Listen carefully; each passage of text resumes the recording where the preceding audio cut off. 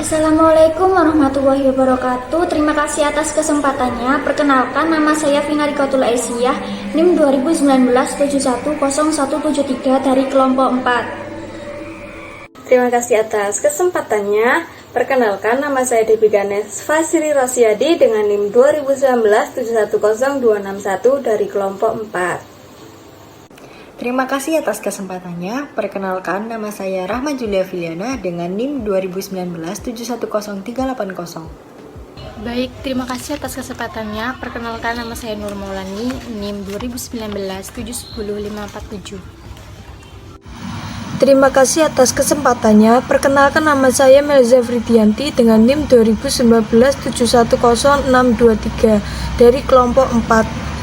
Assalamualaikum warahmatullahi wabarakatuh. Terima kasih atas kesempatannya. Perkenalkan, nama saya Aurel Nabila, NIM 2019-710691 dari kelompok 4. Assalamualaikum warahmatullahi wabarakatuh. Terima kasih atas kesempatannya.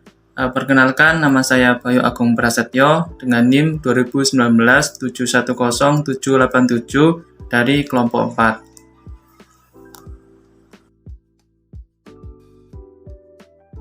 Baik, terima kasih atas kesempatannya. Di sini saya akan menjelaskan tentang pengertian akad mudharabah.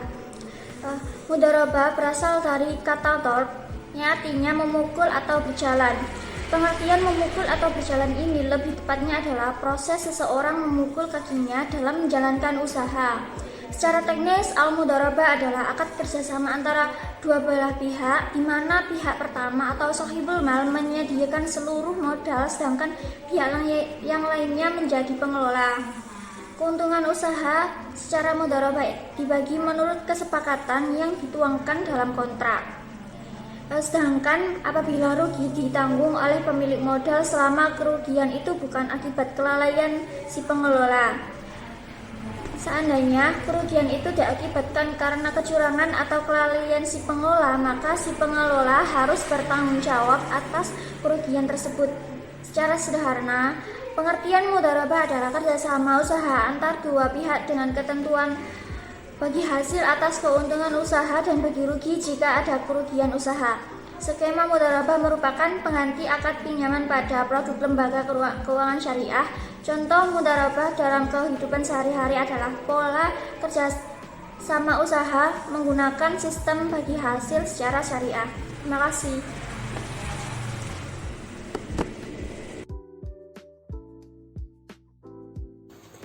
Terima kasih atas kesempatannya. Saya di sini akan menjelaskan tentang karakteristik akad mudharabah.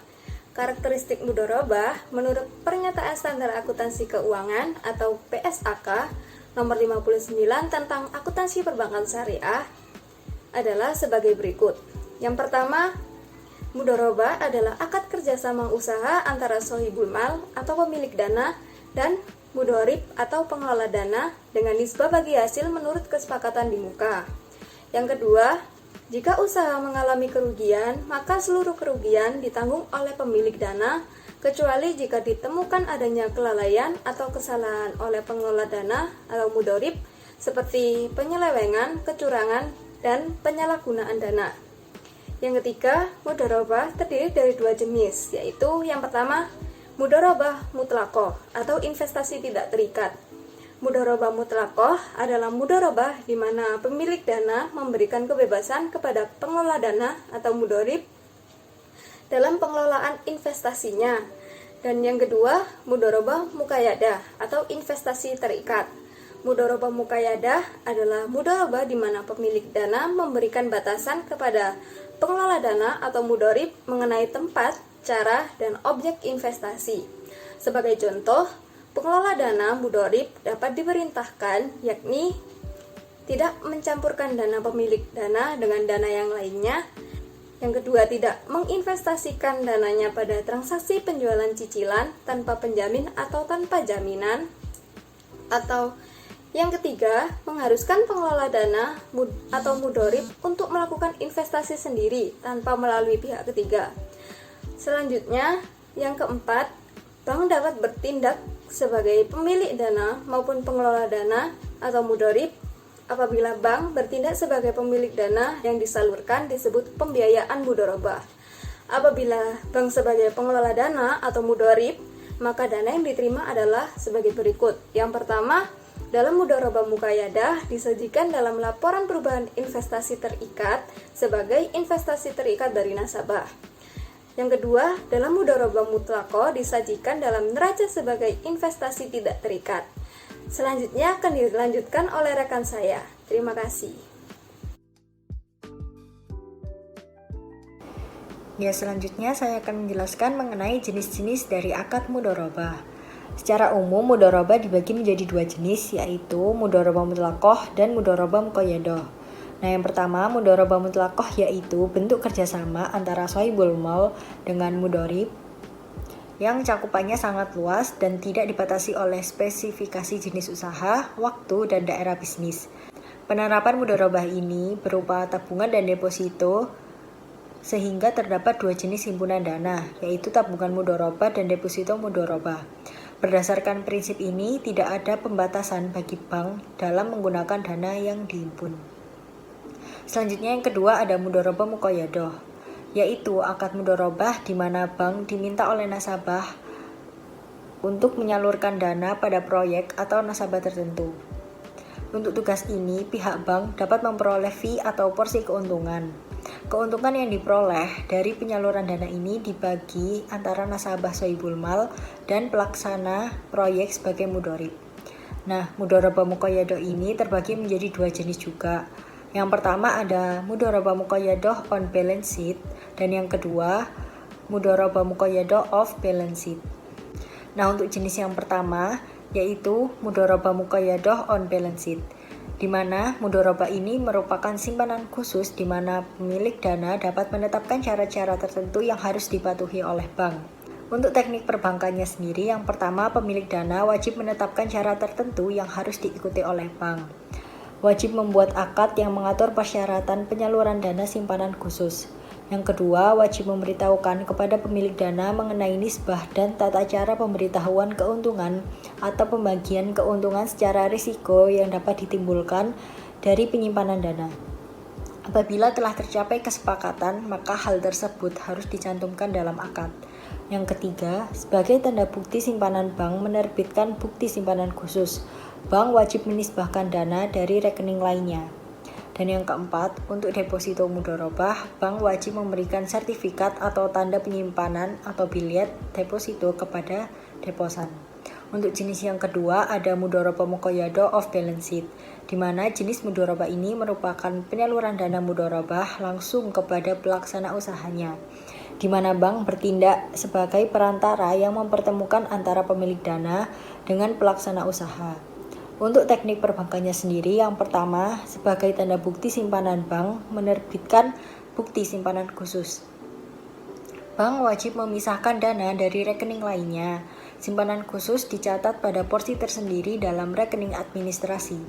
Yang kedua, dana simpanan khusus harus disalurkan secara langsung kepada pihak yang diamanatkan oleh pemilik dana. Dan untuk yang ketiga, bank menerima komisi atas jasa mempertemukan kedua pihak, sedangkan antara pemilik dana dan pelaksana usaha berlaku nisbah bagi hasil. Terima kasih. Selanjutnya saya akan menjelaskan mengenai rukun dan syarat akad mudharabah.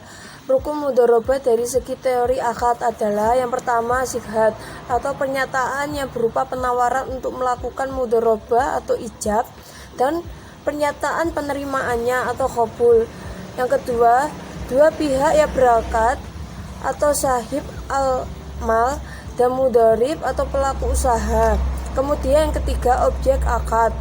Kemudian yang terakhir, akibat hukum ma'udhu al-akhad, yaitu tujuan utama kontrak dilakukan. Suatu akad mudharabah dipandang sah secara hukum apabila syarat-syarat masing-masing rukun akad telah terpenuhi, yaitu yang pertama, syarat-syarat ijab qabul adalah 1. Ijab dan qabul harus secara jelas menunjukkan maksud kedua belah pihak. Yang kedua, antara ijab dan qabul harus muttasil, bersambung, dan dilakukan dalam satu majelis akad, yaitu suatu kondisi di mana kedua belah pihak yang berakad terfokus perhatiannya untuk melakukan kontrak. Tidak lagi dipahami secara harfiah, yaitu pertemuan secara fisik. Kemudian yang kedua, pelaku kontrak atau akhid disyaratkan harus mukallaf, yaitu dewasa, berakal sehat, dan cakap hukum baik untuk menanggung beban maupun untuk menunaikan kewajiban. Kemudian yang ketiga, objek akad ma'ud harus memenuhi 4 syarat. Yang pertama, objek akad harus sudah ada secara konkret ketika kontrak dilangsungkan, kecuali akad yang mengandung unsur al-zimmah atau tanggung jawab, seperti akad jual beli salam dan istighna. Yang kedua, objek akad harus merupakan suatu yang menurut hukum Islam sah dijadikan objek kontrak, yaitu harta yang dimiliki serta halal dimanfaatkan. Yang ketiga, objek akad harus dapat diserah terimakan atau al-taslim. Dan yang terakhir, objek akad harus jelas tentunya atau ditentukan dan diketahui oleh pihak-pihak yang berakad. Lalu, syarat-syarat rukun akad mudharabah yang terakhir ialah akibat hukum atau tujuan utama akad maudhu al-aqad. Dalam kitab fiqh dijelaskan bahwa yang menentukan akibat hukum kontrak adalah Allah Subhanahu wa taala dan Rasul.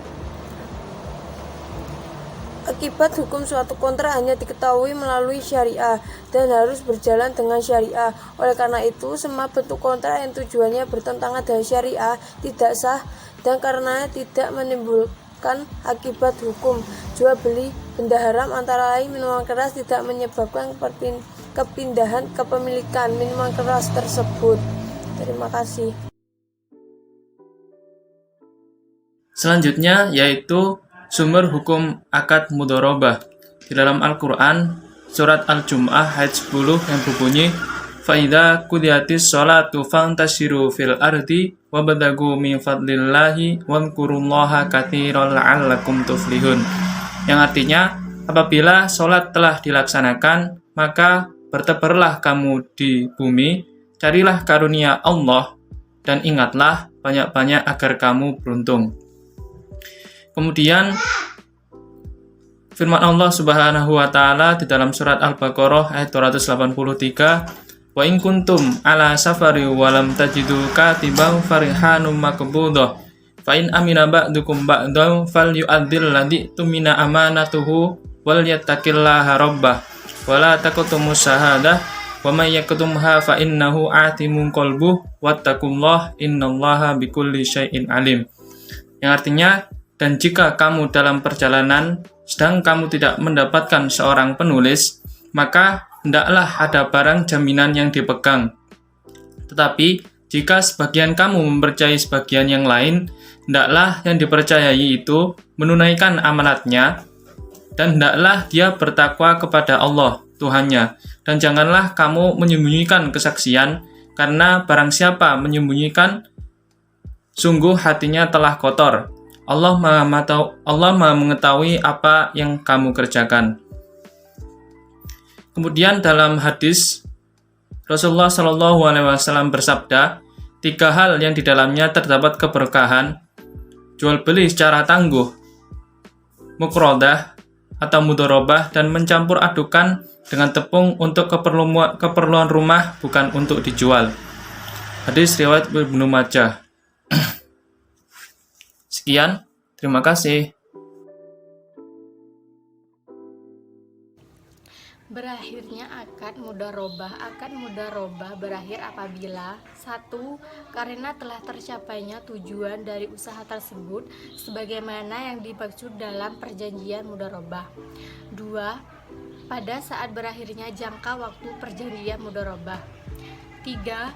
Karena meninggalnya salah satu pihak yaitu sahib al-malatul mudharib. 4. Karena salah satu pihak memberitahukan kepada pihak lainnya mengenai maksudnya untuk mengakhiri perjanjian mudharabah itu.